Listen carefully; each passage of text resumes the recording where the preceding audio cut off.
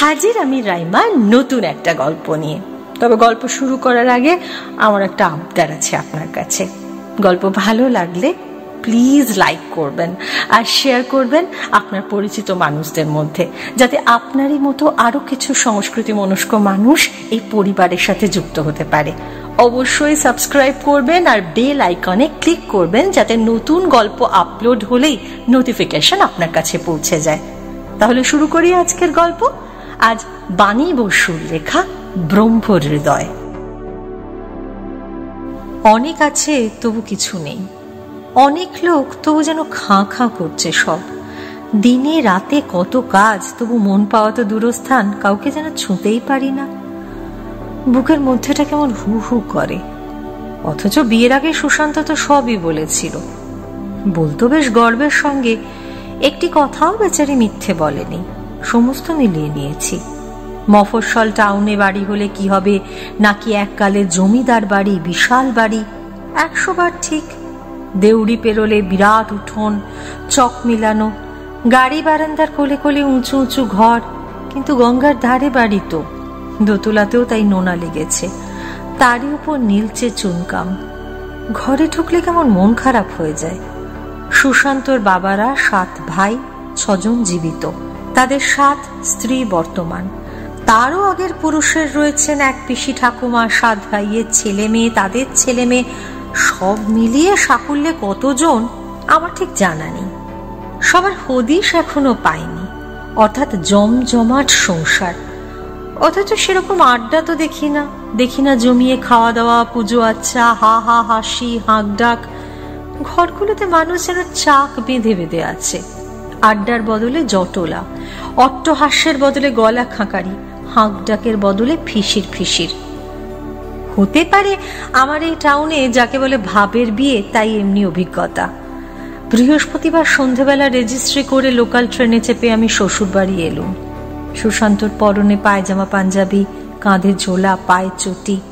আমার পরনে গোলাপি আর হলুদ চেক দক্ষিণী সিল্ক, কানে মাকড়ি, গলায় সরু সোনার হার, হাতে একগাছি বালা আর ঘড়ি। পাতলা সুটকেস হাতে নিয়ে যখন সুশান্তর সঙ্গে ভেতর উঠোনে গিয়ে দাঁড়ালুম, কোনো পুরুষ মানুষকে ত্রিসীমানায় দেখিনি। সিঁড়ির নানান ধাপে এ ওকে ধরে বেশ কিছু কৌতূহলী নারী জনতা আমাকে অবাক হয়ে দেখছিল। শাশুড়ি গম্ভীর মুখে নিজের ঘরে গিয়ে একটা সোনা বাঁধানো লোহা পরিয়ে দিয়েছিলেন। একটু রাতে দালানে খেতে বসে বিরাট কাঁসার বগি থালায় অনেক রকমের পদ দেখেছিল। দিদি শাশুড়ি কাঁসার ফুলবাটিতে রুই মাছের লেজা আর মুড়ো এগিয়ে দিয়ে বলেছিলেন, খেতে হয় মা, খেয়ে নাও। সে সময়তেও গয়নার ঝমঝম, ঘোমটা, খোঁপা, আলতা পরা পা আর চোখ ভর্তি কৌতূহল আমার আশেপাশে ঘোরাফেরা করেছিল। কিন্তু কেউ আলাপ করতে, বন্ধুত্ব করতে এগিয়ে আসেনি। কে জানে, একে ভাবের বিয়ে, তাই বেজাতের মেয়ে। এইসব হয় বোধহয় দুর্জয় মেয়েলি কৌতূহলের মুখেও কুলু পেটে দিয়েছিল। পরে আমার নিজের জায়ের মুখে শুনেছি, অমন অনাসৃষ্টির বউবরণ নাকি তারা জন্মেও দেখেনি। সে এসেছিল বেনারসি দলমলিয়ে, গয়না ঝলমলিয়ে, দুধে আলতায় পা রেখে। চতুর্দিকে উলু উথলেছিল, শাঁখের আওয়াজে সব আওয়াজ ডুবে গিয়েছিল। হাতের মুঠোয় ছটফটে মাছ, কপালে বরণডালা, গালে দিদি শাশুড়ির চুমো। আর সারা বিকেল, সারা সন্ধে রাত, পরের দিন সকাল বিকেল সন্ধে রাত খালি জমকালো পোশাকের আসা যাওয়া আর উপহার, চিবুক ধরে আদর আর আহা চমৎকার বউ হয়েছে। সুশান্তটা একদম বোকা। আশ্বাস দিয়েছিল, আদর না পাও খাতির পাবে। এবারের 3 কুলে কেউ ডক্টরেটওয়ালা কলেজ প্রফেসর বউ দেখেনি। শ্বশুর বাড়ি যাওয়ার পরদিন থেকেই আমি যথা নিয়মে ডেলি প্যাসেঞ্জারি করে কলেজে চাকরি করতে যাচ্ছি। সুশান্তর থিসিস শেষ হয়নি। সে ফিল্ড ওয়ার্কের জন্য তখন বাঁকুড়া চষে ফেলছে। কদিন ছুটি নিয়ে যে মধুচন্দ্রিমা না হোক মিছরি চন্দ্রিমাও করবো, সে ঘুরে বালি। দিন 5 পর আমার নিজস্ব শাশুড়ি রেখে বললেন, নতুন বৌমা, আমাদের যৌথ পরিবার, মোটা ভাত কাপড়টা এখনো এস্টেট থেকেই হয়, সবাইকেই কিছু কিছু কাজ করতে হয়। তুমি যদি তোমার ভাগের কাজটুকু না করো, আমার মাথা কাটা যাবে। আমি বললুম, বেশ তো, কি করতে হবে বলুন না, নিশ্চয়ই করব। সকালটা তো স্কুলে বেরো, বিকেলবেলা জল খাবারের নুচি, রাতে যেটুকু রুটি হয় তার ময়দাগুলো তুমি মেখো বেলো, 4টে কোনোদিন 5টায় বাড়ি ফিরে গা ধুয়ে চুল বেঁধে, সুতরাং তাল তাল ময়দা মাখি বেলি, শেষ হতে হতে রাত 8টা তো বটেই। যদি কোনোদিন সন্ধে 7টা পেরিয়ে যায় ফিরতে, ট্রেনের গন্ডগোল বা কলেজে মিটিং থাকলে এরকম হয়েই থাকে, শাশুড়ি বলে যান কাল সকালে একটু ভোর ভোর উঠো, আজ তোমার ময়দার পালা নবমা সেরে দিয়েছে, ওর সকালে চা জল খাবারটা তোমায় করে দিতে হবে। পরদিন আমার 10:45 ক্লাস, 9:30 ট্রেনে যেতে না পারলে সেটা হয়ে গেল। রাতে বা ভোরে কোনো পড়াশুনো নিয়ে বসলে হঠাৎ যদি কোনো কাজ পড়ে, কেউ কেউ বলেন এত পড়ে শুনেও তাহলে তেমন কিছু শিখে উঠতে পারেনি, এখনো স্কুলের পড়া করতে হয়। তো এই তো আমার খাতির। তখন ভাদ্র মাস, প্রচন্ড গুমোট। রুটি বেলতে বেলতে 8:30 বাজলো, কোমর ভেঙে যাচ্ছে।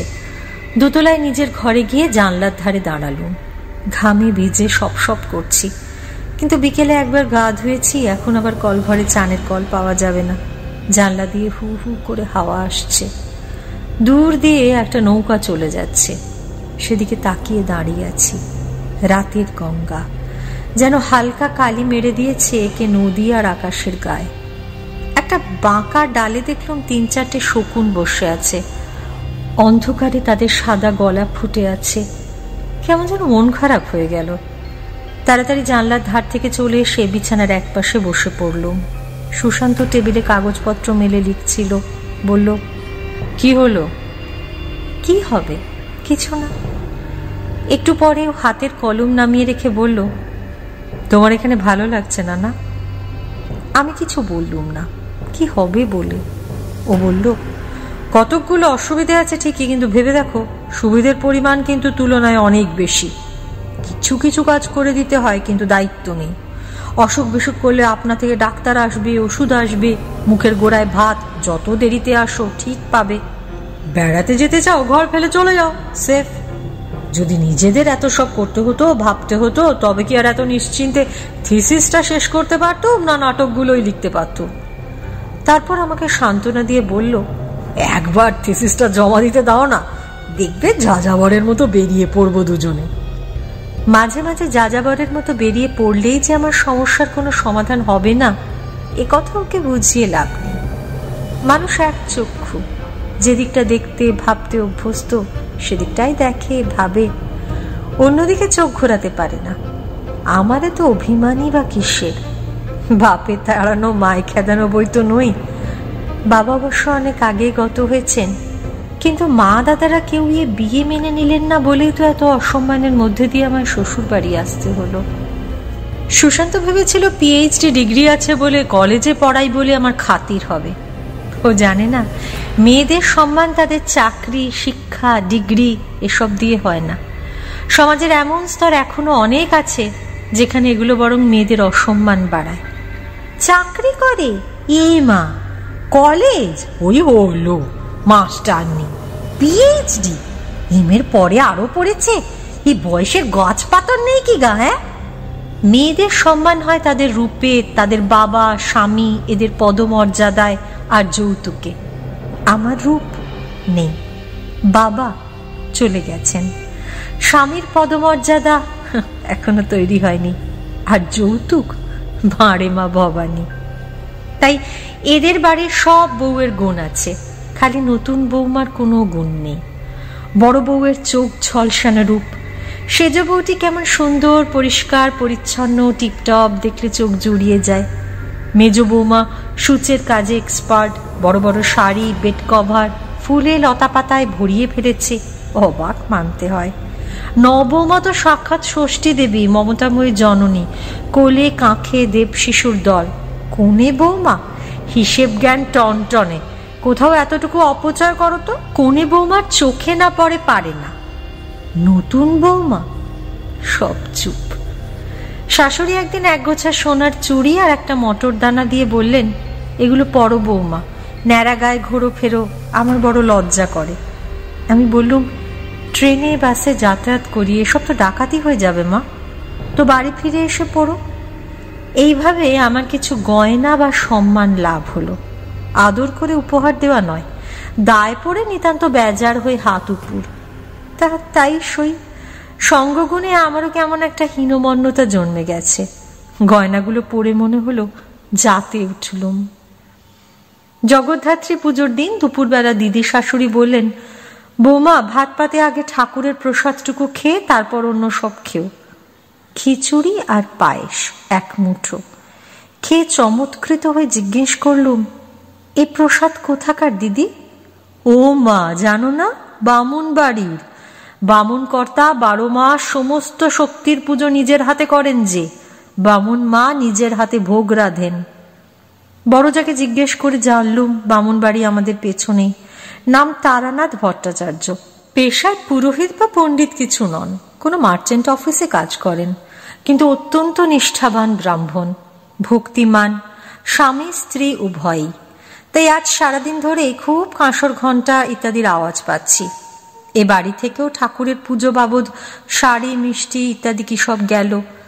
দিদি শাশুড়ি জোর হাত কপালে ঠেকিয়ে বললেন, পুজো তো কতই হয়, কিন্তু বামুন কর্তার পুজো একেবারে সাক্ষাৎ ঠাকুরের আবাহন করে এনে প্রতিমার মধ্যে বসিয়ে দেওয়া। এমন জায়গায় পুজো পাঠাতে পারাও অনেক পুণ্য, অনেক ভাগ্যের কথা। ফর্সা মতো ছোটখাটো একজন লাল পেরে শাড়ি পরা মহিলা আমাকে আশীর্বাদ করতে এসেছিলেন বটে। বাড়ি আসার পর শুনলুম তিনি বামুন মা। আর তারানাথ বাবুকে আমি মাঝে মধ্যেই ট্রেনে দেখি, যাওয়ার সময়তেই বেশি, আসবার সময়ও কখনো কখনো। ফর্সা দোহারা চেহারা, চমৎকার প্রশান্ত মুখ, চুলগুলো বেশিরভাগই সাদা হয়, খুব সৌম্য লাগে। শার্ট প্যান্ট পরে প্রৌঢ় মানুষ ভিড় ট্রেনে ওঠানামা করেন। সৌম্য দর্শন হওয়া সত্ত্বেও কোনোদিন আঁচ করতে পারেনি তিনি এত ভক্তিমান কিংবা নিজের হাতে সব মাতৃপুজো করার মতো শক্তি ধরেন। খুব কৌতূহল হলো। পুজো অর্চনার আমি বিশেষ কিছুই জানি না, আমার বাপের বাড়িতে খুব একটা রেওয়াজও ছিল না, কিন্তু আমার ওই ধূপ ধুনো, শঙ্খ ঘণ্টা, মন্ত্রপাঠ ইত্যাদির মধ্যে দিয়ে যে আবহাওয়া তৈরি হয় সেটা ভীষণ ভালো লাগে। স্কুল কলেজে পড়তে সরস্বতী পুজোয় আলপনা দেওয়া, ফল কাটা, প্রসাদ বিতরণ, অঞ্জলি বা আরতির সময় জোর হাতে দাঁড়িয়ে থাকা, এসব আমার ভালো লাগতো। সরস্বতী পুজোর দিন শাশুড়িকে জিজ্ঞেস করলুম ভট্টাচ বাড়ির পুজো দেখতে যাব কিনা। এ বাড়িতে আবার বড়দের অনুমতি না নিয়ে পাড়ার কোনো বাড়ি যাবার নিয়ম নেই। উনি সানন্দেই সম্মতি দিলেন। যখন পৌঁছলুম তখন তারানাথ বাবু আরতি করছেন বিচিত্রভাবে, পঞ্চপ্রদীপ নাচিয়ে নাচিয়ে।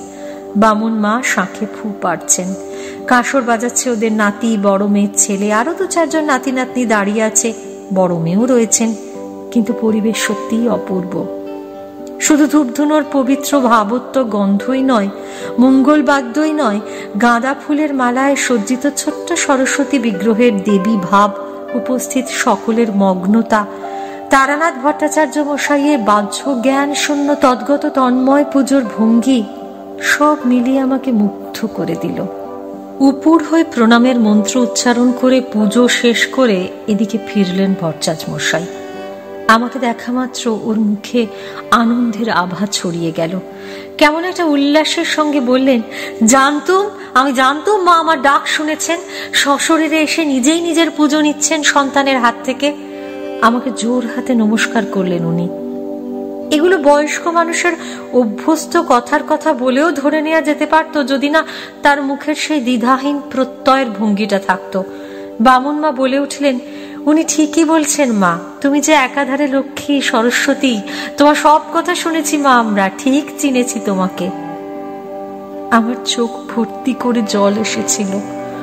মুখ নিচু করে কোনো মতে বললুম, কি যে বলেন কাকিমা, কবে থেকে ভাবছি আপনাদের পুজো দেখব, আজ এসে এত ভালো লাগলো।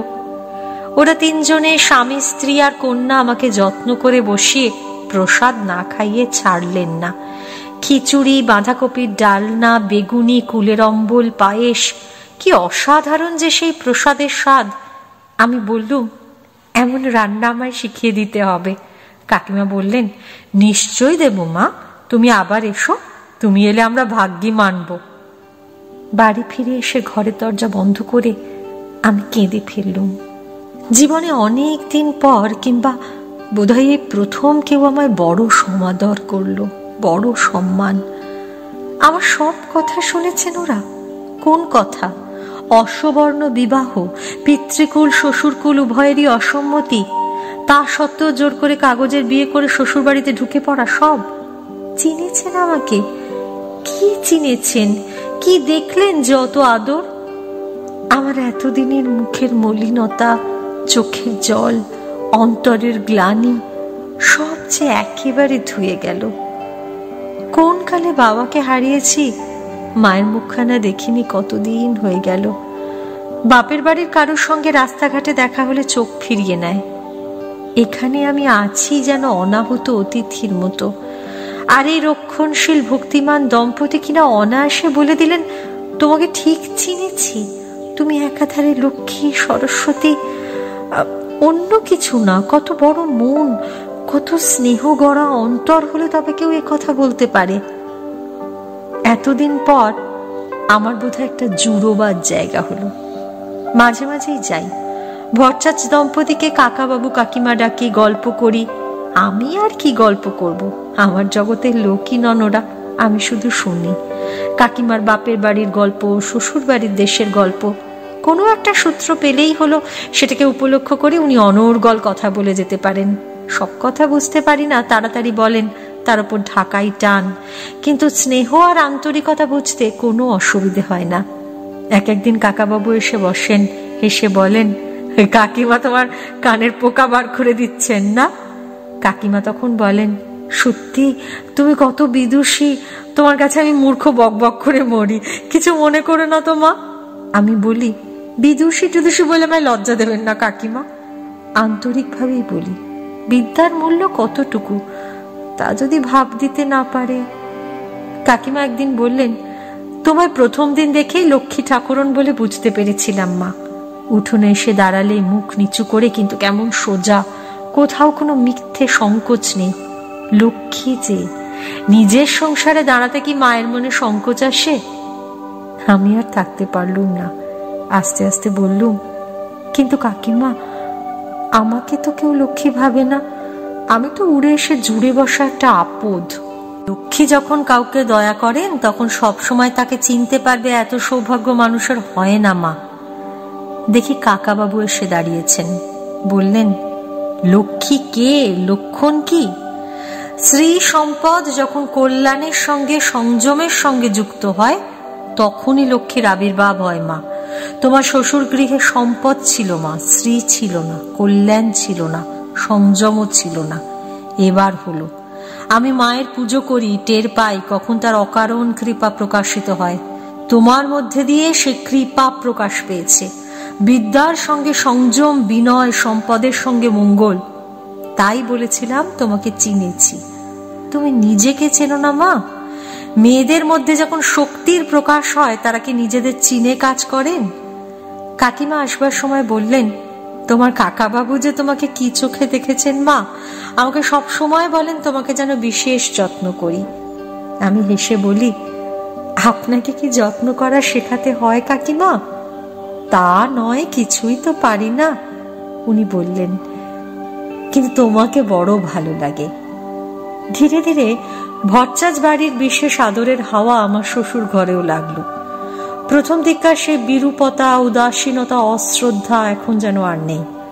বরং জায়রা মাঝে মাঝে আমার পরামর্শ নিয়ে যান, শাশুড়িও আমার মতামত উপেক্ষা করেন না। দিদি শাশুড়ি কথায় কথায় বলেন, বাবা, বামুন কর্তা স্বয়ং তোমাকে যা মান্যি করেন নাথ বৌমা। বুঝতে পারি ওদের মতামতই এ বাড়ির হাওয়া পাল্টে দিচ্ছে। কাকা কাকিমার স্নেহ যে অকৃত্রিম, যে কোনো কারণেই হোক আমাকে যে তারা শ্রদ্ধার সঙ্গে দেখেছেন এ বিষয়েও কোনো সংশয় নেই। খালি একটা কথা আমার মনে বারবার উঠতে থাকে, ওরা যেমন ভক্তিমান, শাস্ত্রজ্ঞ, তেমন কিন্তু নিষ্ঠাবানও বটে, অর্থাৎ আচার বিচার মানেন খুব বেশি রকম। অতিরিক্ত আচার পরায়ণতা থেকেই তো মনুষ্যত্বের যত অপমান। আমাকে ওরা মা বলছেন, আমার মধ্যে শক্তির প্রকাশ দেখতে পেয়েছেন। অব্রাহ্মণ বলে আমার আত্মার অপমান ওরা করেননি, ঠিক কথা। এই সহনশীলতা, মমতা, অন্তর্দৃষ্টি যদি ওরা ভক্তি থেকে পেয়ে থাকেন ওরা অসামান্য। কিন্তু আমার পরীক্ষা করে দেখতে খুব ইচ্ছে হয় কতটা উদারতা ওদের আছে। আমি যে যুক্তিবাদী, পরীক্ষা নিরীক্ষার গবেষণাই আমার স্বভাব। তাই একদিন বললুম, কাকিমা, আমাকে তো আপনারা যখন তখন খাওয়ান, আমারও কিন্তু নিজের হাতে আপনাদের খাওয়াতে ইচ্ছে করে। কাকাবাবু হাসি হাসি মুখে বললেন, আমি যে সপাক ভিন্ন খাই না মা, নেহাত অসুখে বিসুখে অপারগ হলে তোমার কাকিমা রেঁধে দেন। কাকিমা বলেন, সেও কি কম হাঙ্গামা, তসর পড়তে হবে, সদ্য চান করে তবে রাঁধতে হবে, রান্নার সময় কথা বলতে পারবো না। আমি বললুম, রান্নার সময় কথা না বলা খুবই বৈজ্ঞানিক নিয়ম, কিন্তু তসর কেন কাকিমা? তসরের শাড়ি কি কেচে নিয়ে পড়েন? না, তোলা থাকে, পুজোর সময় টময় বার করি, ময়লা হলে কাচি। আমি বললুম, এটার কিন্তু কোনো কারণ খুঁজে পাচ্ছি না। পবিত্র মানে যা একেবারে পরিষ্কার। সাবান দিয়ে কাঁচা কাপড় যত শুদ্ধ, তুলে রাখা সিল্ক কাপড় কি তত শুদ্ধ হতে পারে? কাকিমা বললেন, নাও এবার কি জবাব দেবে দাও, সরস্বতীর সওয়ালে শক্ত ঠাঁই। কাকাবাবু বললেন, সুতি বস্ত্রে যত সহজে ময়লা লাগে, তসরে তত সহজে লাগে না মা। অবশ্য তুমি ঠিকই বলেছ, ব্যাকটেরিয়ার কথা ভাবতে গেলে পরিষ্কার সাবান গরম জলে কাঁচা বস্ত্রই শুদ্ধ। তবে কি জানো মা, শাস্ত্রের অনেক বিধানের পেছনেই কিন্তু যুক্তি আছে। যুক্তিগুলো কালের প্রভাবে হারিয়ে গেছে। আমরা অন্ধের মতো আচার বলে পালন করে যাই। যেমন তুলসী গাছকে পবিত্র বলা হয়ে থাকে, বাড়িতে রাখার নিয়ম। আমি শুনেছি তুলসীর অক্সিজেন উৎপাদন করার ক্ষমতা অন্য গাছের থেকে বেশি। তাছাড়া তুলসী ওষুধ, বহু রোগের নিরাময়ের উপায় আছে তুলসীর পত্রে ছালে। বাড়িতে যদি সবসময় একটা ঔষধি বৃক্ষ থাকে, গৃহস্থের কত সুবিধে বলতো। আমি হেসে বললুম, বুঝলুম, নিশ্চয়ই তুলসী ভক্তির পেছনে বৈজ্ঞানিক যুক্তি আছে, কিন্তু আমি যদি স্নান করে পরিষ্কার কাপড় পরে, না হয় তসরই পরলুম, আপনাকে রেঁধে দিই, আপনার না খাওয়ার কোনো শাস্ত্রীয় বা বৈজ্ঞানিক কারণ থাকে কি? চোখ বুঝে কাকাবাবু স্মিত মুখে বললেন, ইয়া দেবী সর্বভূতেষু অন্নরূপেণ সংস্থিতা। আমি কারোর হাতে খাই না মা, শাস্ত্রীয় অন্ধতাই হবে হয়তো, কিন্তু অভ্যেস হয়ে গেছে। তবে তুমি আমার মা, তোমার যখন এত আগ্রহ, নিশ্চয়ই খাবো। আমার মনের ভিতরটা আলোয় আলো হয়ে গেল। স্নান করে বাড়িতে ধোয়া সাদা কাপড় পরে রেঁধে দিলুম। খেতে বসে আমার দিকে চেয়ে বললেন, তোমার খুব আনন্দ হচ্ছে না মা? আমি শুধু হাসলাম। উনি বললেন, আনন্দ ঈশ্বর। আমাকে খাইয়ে তুমি যদি আনন্দ পাও মা, তো সেও একরকম ঈশ্বরকেই পাওয়া। তোমার সেই পাওয়ার উপলক্ষ হতে পেরেছি বলে আমি ধন্য। মনে মনে ভাবি, আমিও ধন্য। এমন একজন নিষ্ঠাবান ব্রাহ্মণের দেখা পেলুম, যিনি আবেগের বশেই অব্রাহ্মণ কন্যাকে মানুষের বেশি সম্মান দেননি। মনে প্রাণে যিনি আচার বিচারের ক্ষুদ্রতার ঊর্ধ্বে সত্যিকারের শ্রেয় লাভ হলেই মানুষ এমন হয়, বিজ্ঞান শিক্ষার বাইরেও হয়। কাকাবাবুর মধ্যে আমি বাবাকে ফিরে পেলুম, কাকিমার মধ্যে মাকে। ওরাও আমাকে মেয়ে বলে মনে করেন। কাকিমার অসুখ হলে আমি ওদের বাড়ি গিয়ে যত দূর পারি সেবা শুশ্রূষা করে আসি। ওরা আমার থেকে সেবা নিতে কোনো রকম কুণ্ঠা করেন না। শীতকালটায় কাকাবাবুর হাঁপানি বাড়ে, খুব কষ্ট পান। কলকাতা থেকে আমার এক সহকর্মিনীর চেনা ভালো ডাক্তারকে আনলাম। তার চিকিৎসায় থেকে উনি খুব আরাম পেলেন। কিন্তু ডাক্তারবাবু আমাকে আড়ালে ডেকে বলে গেলেন, এতদিন ফেলে রেখেছেন, চিকিৎসা করাননি কেন? এ তো কার্ডিয়াক অ্যাজমা, হার্টের অবস্থা মোটেই ভালো নয়, যে কোনো দিন খারাপ টার্ন নিতে পারে। ওষুধপত্রর ব্যবস্থা হলো, খাওয়া দাওয়ার নিয়ম হলো। শিশুর মতো উনি আমার সব কথা মেনে নিলেন। ওদের ছেলে নেই, 3টে মেয়েরই বিয়ে হয়ে গেছে। বড়জন ছাড়া বাকি দুজন খুবই দূরে থাকে। হার্টের কথা কি করে ওদের বলি? মনটা খারাপ হয়ে গেল। তবে কাকাবাবু প্রেসক্রিপশনটা হাতে করে ভালো করে 2-3 বার পড়লেন, কিছু বললেন না। অগাস্ট মাসের সন্ধেবেলা, সারাদিন মেঘ করে আছে, ভীষণ গুমোট। বিকেলের দিকে ঠিক বেরোবার মুখে ঝমঝম করে বৃষ্টি এলো। গরম কমল না। মাঝখান থেকে রাস্তাগুলো কাদায় কাদা হয়ে গেল। বাড়ি ফিরে সবে গা ধুয়ে বেরিয়েছি, বিজলি চলে গেল। গঙ্গার দিকে জানলাগুলো খুলে দিয়ে একটু দাঁড়িয়েছি। আমার এক ভাসুরের মেয়ে বলে গেল, ও বাড়ির বামুন মা তোমার সকাল থেকে খোঁজাখুঁজি করছেন কাকিমা। কেন রে? কি জানি, বোধহয় বামুন কর্তার শরীর ভালো নেই। মনের ভেতরটা ছ্যাঁত করে উঠল। সুশান্তকে বলল, চলো তো আমার সঙ্গে। অন্ধকারের মধ্যে হাতড়ে হাতড়ে ওদের দোতলায় উঠতে কাকিমার গলা পেলুম। এখন কেমন বোধ করছো? কি গো, কথা বলছো না কেন? উত্তর নেই। তাড়াতাড়ি ভেতরে ঢুকে টিমটিমে হ্যারিকেনের আলোয় দেখলুম কাকাবাবুর মারাত্মক টান উঠেছে, চোখ বেরিয়ে আসছে এক একবারের টানে। সুশান্ত সঙ্গে সঙ্গে ডাক্তার আনতে চলে গেল। কাকিমাকে জিজ্ঞেস করলুম কখন থেকে এমন হয়েছে। কাঁদো কাঁদো গলায় উনি জানালেন কাল রাত থেকে জ্বর, সকালে প্রায় কিছুই খাননি, খালি দুধ। শেষ দুপুর থেকে টান উঠেছে। কাকিমা ওর বুকে মালিশ করে দিচ্ছিলেন। বারণ করলুম, হার্টের ব্যাপার। দেখতে দেখতে টানটা প্রচন্ড বেড়ে গেল। ওষুধপত্র যা খাওয়ার ছিল খাওয়ালুম। জিজ্ঞেস করলুম কাকাবাবু কষ্ট হচ্ছে খুব? একটু ধৈর্য ধরুন, এক্ষুনি ডাক্তার এসে পড়বেন। বললে কি হবে, দেখছি বুকটা ওর হাঁপুড়ের মতো ওঠানামা করছে। অনেক কষ্টে বললেন জল, একটু জল। কাকিমা তাড়াতাড়ি গ্লাসে করে জল নিয়ে এলেন। তার হাত কাঁপছে। বললেন আমার বড্ড ভয় করছে শান্তা, তুমি খাইয়ে দাও। আমি ফিডিং ক্যাপে জলটা ঢেলে ওর গলায় একটুখানি ঢেলেছি কি ঢালিনি, হঠাৎ উনি প্রাণপণ শক্তিতে কাপটা আমার হাত থেকে ছিনিয়ে নিলেন। বুকে ভর দিয়ে উঠে বসেছেন। যন্ত্রণায় চোখ দুটো যেন ঠিকরে বেরিয়ে আসছে। তারপর খানিকটা জল গলায় ঢেলে দিয়ে বিছানার ওপর কাত হয়ে পড়ে গেলেন। চোখ আধ খোলা, নিশ্চল। কাকিমা কেঁদে উঠলেন। কি হলো, কি হলো শান্তা? ওর হাত পা এমন ঠান্ডা কেন? অজ্ঞান হয়ে গেলেন নাকি? কি হলো? কি হলো বুঝতে পারলুম, কিন্তু কোন প্রাণে বলি। ওকে সান্ত্বনা দিতে নিজের চোখের জল সামলে ঠান্ডা সাদা পা ঘষে ঘষে গরম করার চেষ্টা করতে লাগলুম। সুশান্ত ডাক্তার অক্সিজেন সিলিন্ডার নিয়ে ফিরল। ডাক্তার ওর ডান হাতখানা একবার তুলে ধরেই নামিয়ে রাখলেন। এমনি করেই শেষ হয়ে গেল কয়েক বছরের সুন্দর সম্পর্কের গল্প। বেচারি কাকিমা খালি বলেন জল খাবার জন্য অমন তেড়ে ফুড়ে উঠতে গেল বলেই বোধহয় প্রাণটা বেরিয়ে গেল না, জলটা বোধহয় গলায় আটকে গিয়েছিল না। কিভাবে শোকার্ত মানুষটাকে বোঝাই যে বিশাল হার্ট অ্যাটাক হয়েছিল। তার থেকে পরিত্রাণ পাবার কোনো আশাই ছিল না কাকাবাবুর। শ্রাদ্ধ শান্তি হয়ে গেছে। কাকিমা একদম একা। ওর বড় মেয়ে কলকাতায় থাকেন, তিনি আপাতত ওকে নিয়ে যাবেন। বাড়ির বিলি ব্যবস্থা হচ্ছে। ওর অন্য দুই মেয়ে উপস্থিত, সবাই মিলে গোছগাছ চলছে। আমিও রোজ সন্ধে বাড়ি ফিরে যাই, যতদূর সম্ভব সাহায্য করি। দিন কয়েক পর, তারপর দিনই কাকিমা চলে যাবেন। মনটা বিহ্বল হয়ে রয়েছে। কাকিমার বড় মেয়ে একটা সুন্দর লাল পাড় শাড়ি আমার হাতে তুলে দিলেন। কাকিমা বললেন সে সময় মুখে জল তুলে দিলে একটা শাড়ি দিতে হয় মা আমাদের, নাও। শেষ সময় মুখে জল। সহসা শেষ দিনের শেষ দৃশ্যটা নির্মমভাবে ঝলসে উঠল আমার চোখের সামনে। বাকরোধ হয়ে গেছে, চোখ ঠিকরে আসছে। কাকাবাবু তাহলে ভালো করেই বুঝতে পেরেছিলেন মহাকাল সামনে। বিদ্যুৎ চমকের মতো এক লহমায় আমি সমস্তটা বুঝতে পারলুম।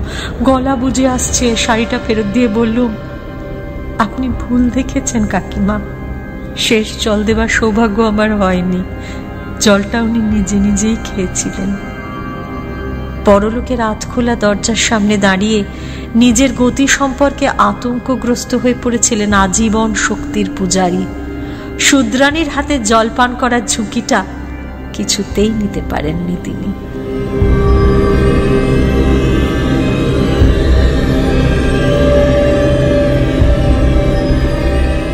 রাইমার গল্পের ঝুলিতে রয়েছে আরো নানান স্বাদের গল্প। শুনতে চান? প্লিজ সাবস্ক্রাইব করুন আমার চ্যানেল আর জুড়ে যান রাইমার গল্পের পরিবারে। কেমন লাগলো আজকের গল্প? কমেন্ট বক্সে প্লিজ জানান, লাইক করুন, শেয়ার করুন।